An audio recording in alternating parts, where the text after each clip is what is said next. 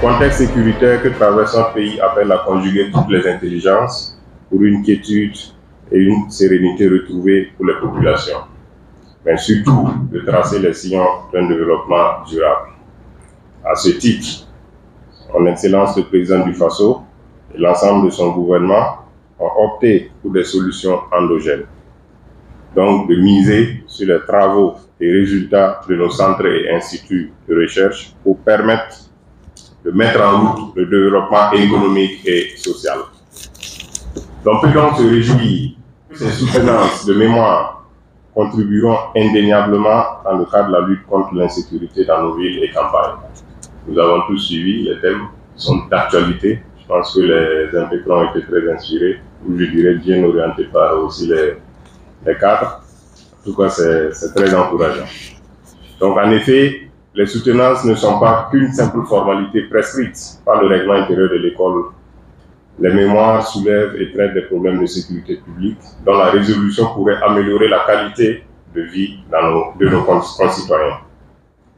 Et en passant en revue les différents thèmes qui ont été étudiés et qui, je n'en doute point, nous tiendront en haleine lors de leur présentation dans les minutes à venir, j'ai pu me rendre compte que les villes de Bobo-Dioulasso, Fadam-Gourma et Ouagadougou sont celles convoquées à la barre pour répondre à des questions relatives à la mendicité des enfants, la vente des denrées alimentaires impropres à la consommation, l'insécurité routière liée à l'occupation illégale de la voie publique et enfin la lutte contre l'occupation des appartements et des chaussées.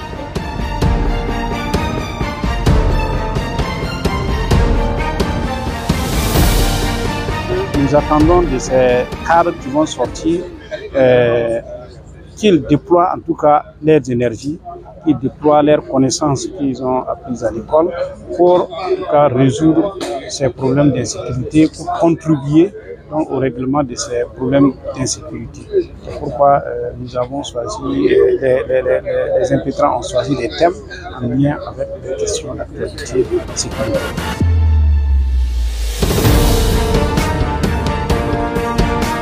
Vous savez, actuellement, le Burkina Faso est en proie à l'insécurité. Depuis lors, la mendicité des enfants a pris un autre visage. Vous voyez aujourd'hui les enfants mendiants, non seulement ils perturbent la circulation, mais ils sont utilisés pour d'autres fins. Nous avons tous constaté en septembre passé que le ministre a interpellé par rapport aux agissements des enfants mendiants qui sont utilisés pour des observations hostiles des sites sensibles. Ça veut dire que la mendicité des enfants a changé de visage. Avant, on pensait que c'est le manger seulement qu'ils cherchent à manger, mais maintenant, ils sont en train d'embrasser d'autres réseaux.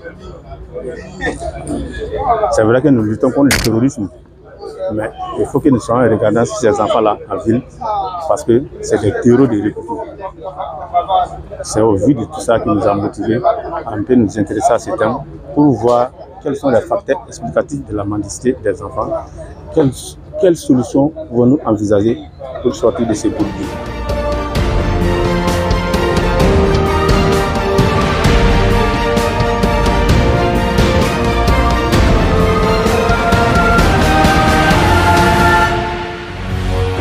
Faso 7, une autre facette de l'information au Burkina Faso.